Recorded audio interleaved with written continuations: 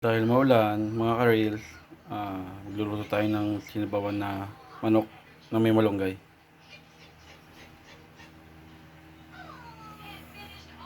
Yan po, manok, malunggay, sili, paminta, nor cube, magic sarap, sibuyas, bawang at luya. Ngayon magpapainit na tayo ng mantika. Yan po, mainit na po yung mantika. Lagyan natin luya. Isay lang po natin siya hanggang lumabas yung aroma. Yan po, lumabas na yung aroma niya. Lagyan na po natin muna yung bawang. Isayin lang din natin yung bawang na lumabas din ang aroma niya para di masunog. Tapos sundan natin yung sibuyas.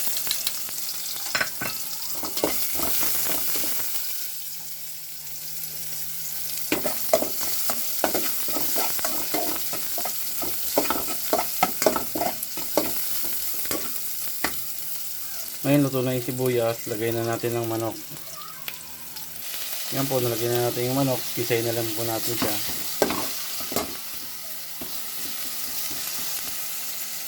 So, medyo light brown na yung kulay ng manok, lagay na natin yung paminta.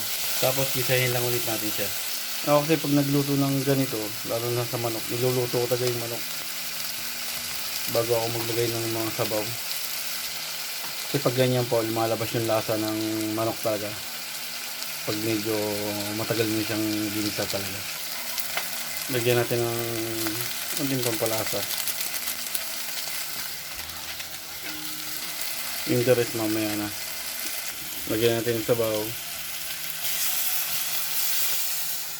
Lagyan ko lang siya ng isa't kalahating basong tubig.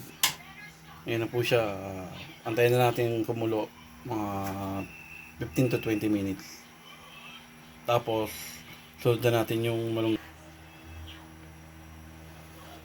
Lalagay ko na rin yung sili.